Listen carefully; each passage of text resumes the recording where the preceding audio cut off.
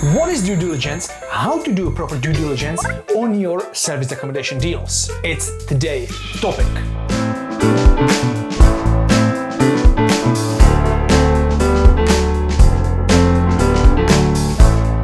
Due diligence is crucial because you need to understand if the deal will stack and it's gonna make you money. Because if the deal is not gonna stack and not make you any money, so you shouldn't take that deal. That's right. But so many people are doing it their way that they are sitting at home by the computer and they are doing due diligence on every single deal before they're gonna do the viewing. But why I'm saying to do due diligence in the step number 4? It doesn't make any sense. Why I should be building list of leads, phoning all those people, going on those viewings, and after discover the deal is not good. If you want to know why, so listen till the end.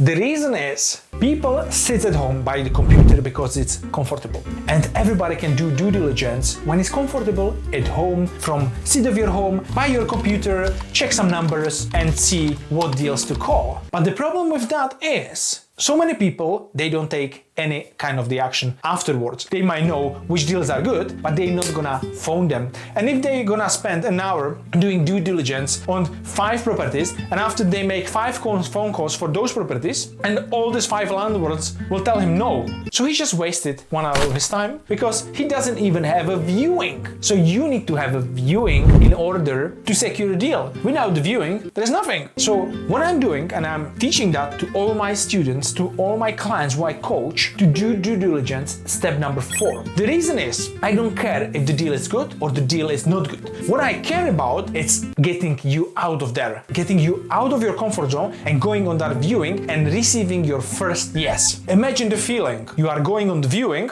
there are all the steps, and the landlord says, yes, I would like to go for it. And in that moment, I'm gonna say, perfect, thank you very much. So let me just crack the numbers together, see if the deal works for me, and if that would be a good fit, and I'll give you a call in the evening or tomorrow, depends what is the time. And now you have time to do your due diligence. But even if the deal doesn't stack up, you can still phone him and tell him, thank you very much, I appreciate it, but this deal actually doesn't work for me. Thank you very much for your time. But you received your first yes. What do you think it's gonna do with your confidence, with your beliefs in yourself? Do you think it's gonna go up or down? It's gonna go rapidly up because you got your first yes. Even on the shitty deal, it doesn't matter what the deal is. What is important that you took the action, you followed the steps, and you got to your first yes. Most of the people, they give up because they hear no, no, no, boom, nothing. But you gonna do it differently. You're gonna go to every single viewing you can and get out everywhere where you can. Second thing, why to do due diligence afterwards, and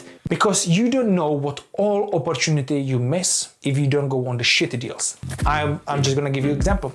I went for a viewing and the deal wasn't good. And I knew it from the beginning about the area, but I wanted to see if I'm gonna get yes. And I got the yes. And I was chatting with her and she said she's actually having another property which is suitable for service accommodation because that was more city center location. So I told her, okay, can I also see the other property? Because it was empty. Or she was looking for tenants for both. And she was like, great. So I took the other deal, which wasn't even listed in that time because she was just doing some refurb, and I didn't take the first one. But I would never know about the second deal if I wouldn't go on the shit ones. Or somebody else would be there faster and they would secure the deal. So it's important to go to as many viewings as possible and do the due diligence afterwards. And how to do the due diligence?